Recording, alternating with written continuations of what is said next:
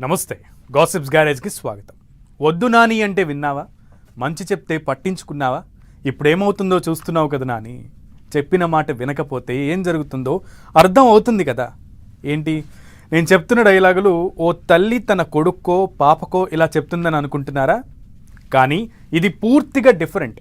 ఏపీలో ఆ ముగ్గురు నానీలకు వచ్చిన కష్టం గురించే ఇప్పుడు హాట్ టాపిక్. తీన్ లీడర్ హై నామ్ ఏకీ హై అన్నట్లుగా ఉన్న ఆ ముగ్గురు లీడర్ల పరిస్థితి రివర్స్ అయిపోయింది. ఒక్కొక్కరు ఒక్కో క్రిటికల్ సిచ్యువేషన్ ఫేస్ చేస్తున్నారు. సైకిల్ సవారీకి రెడీ అయిన ఓ నేతకు బ్రేకులు పడుతుంటే మరో ఇద్దరు లీడర్లు కేసులు ఎదుర్కొంటున్నారు. ఏపీలో ఆ ముగ్గురు పేర్లు ఎందుకు అంత స్పెషల్? అపోజిషన్లోకి వచ్చాక నానీల పరిస్థితి అలా ఎందుకయింది? టీడీపీ గడప దగ్గర ఆళ్ల నాని పడిగాపులు. కొడాలి నానికి బిగుస్తోన్న కేసుల ఉచ్చు. రేషన్ బియ్యం గోల్మాల్లో పేర్ని నాని రౌండప్. నాని ఈ పేరు తెలుగు స్టేట్స్ లో చాలా ఫేమస్. ఆ పేరున్న నేతలు రాజకీయాల్లో రాణిస్తూ ఉండడంతో ఇంకా పాపులర్ అయింది నాని అనే పేరు. నామ్ చోటా హే సౌండ్ బడా హే అన్నట్లుగా గత 5 ఏళ్లలో నాని అనే పేరు ఏపీలో ఓ మోత మోగింది. ఏ న్యూస్ చూసినా ఎవరిని ఎవరు విమర్శించుకున్నా నాని అనే పేరు లేకుండా ఏపీ రాజకీయం నడవలేదు. ఇప్పుడు కూడా ఆ ముగ్గురు నేతలు నిత్యం వార్తల్లో ఉంటూనే వస్తున్నారు. 2019 నుంచి 2024 మధ్యలో అయితే ఏపీ పాలిటిక్స్ లో నాని అన్న పేరు ఎంత బాగా నలిగిందో ప్రత్యేకంగా చెప్పాల్సిన అవసరం లేదు. ఏపీ రాజకీయాల్లో నానీలు చాలా మంది ఉన్నా వారి అసలు పేర్లు వేరే అయినా ఈజీగా పలికేలా ఉండే నాని అనే పేరైతే లైమ్ లైట్ లో ఉంటూ వచ్చింది. ముగ్గురు నానీలపై అయితే ఏపీ పాలిటిక్స్ లో ఆసక్తికర చర్చ జరుగుతోంది. గత 5 ఏళ్లలో ఓ వెలుగు వెలిగారు ఆ ముగ్గురు నానీలు. వైసీపీ ప్రభుత్వంలో కొడాలి నాని, పేర్ని నాని, ఆళ్ల నాని ముగ్గురు మంత్రులుగా పనిచేశారు.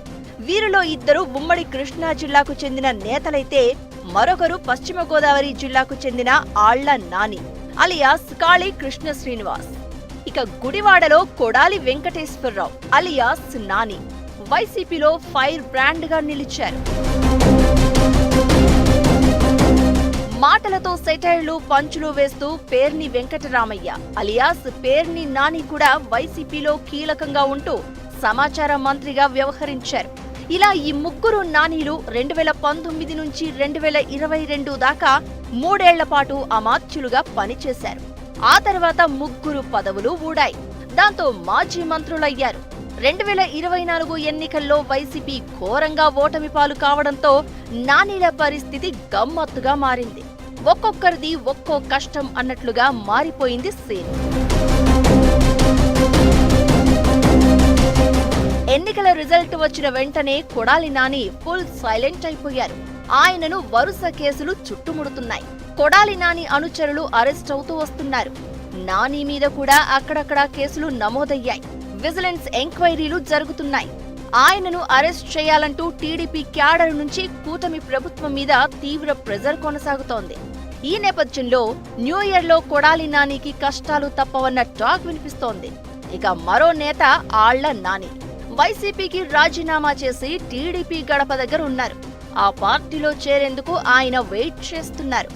అయితే ఆళ్ల నాని సైకిల్ సవారీకి ఏలూరు టీడీపీ లీడర్లు బ్రేక్ వేస్తూ ఉండడంతో వెయిటింగ్ లిస్ట్ లో ఉన్నారు.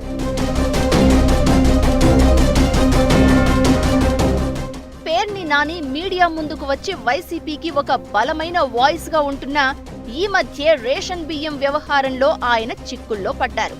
పేర్ని నానితో పాటు ఆయన సతీమణి మీద కేసు నమోదైంది. పేర్ని నాని భార్య పోలీస్ విచారణకు హాజరు కావాల్సి వచ్చింది. ఇంకా నోటీసులు, అరెస్టులు అంటూ హంగామా కంటిన్యూ అవుతోంది. ఇలా ముగ్గురు నానీలకు ఇప్పుడు రాజకీయం అంతా రివర్స్ లో నడుస్తోంది. అలా ముగ్గురు నానీల చుట్టూ వెలుగులన్నీ పోయి చిమ్మని చీకట్లు కమ్ముకున్నట్లయింది. కొడాలి నాని అయితే గుడివాడ ముఖం కూడా చూడడం లేదట. అంతేకాదు కొడాలి నాని పాలిటిక్స్ కి గుడ్ బై చెప్పి తన సోదరుడి కుమారుణ్ణి రాజకీయ వారసుడిగా ప్రకటిస్తారని కూడా ప్రచారం జరుగుతోంది. పేర్ని నాని కూడా బాగా డీలా పడిపోతున్నారు. తన కుటుంబం మీద ఆరోపణలు రావడం, భార్య పోలీస్ విచారణను ఎదుర్కోవడంతో కలత చెందారట. ఆయన ఇప్పటికే ప్రత్యక్ష ఎన్నికలకు దూరంగా ఉండి గత ఎన్నికల్లో తన తనయుడు పేర్ని కిట్టును బరిలోకి దింపారు. ఇక ఆళ్ల నాని కూడా టీడీపీలో చేరికకు గ్రీన్ సిగ్నల్ రాకపోతే పొలిటికల్ చౌరస్తాలో నిలబడ్డట్లు అవుతుందని ఆళ్ల నాని డైలమాలో ఉన్నారట. ఇక వీరితో పాటుగా మరో నాని, కేసినేని నాని. రాజకీయంగా ఆగమైన నాయకుల్లో ఆయన ఒకరు. విజయవాడ ఎంపీగా వరుసగా 2 సార్లు టీడీపీ నుంచి గెలిచిన ఆయన 2024లో మాత్రం వైసీపీలో చేరి ఎంపీగా పోటీ చేసి ఓడిపోయారు. ఆ తర్వాత రాజకీయాల నుంచి తప్పుకుంటున్నట్లు ప్రకటించేశారు.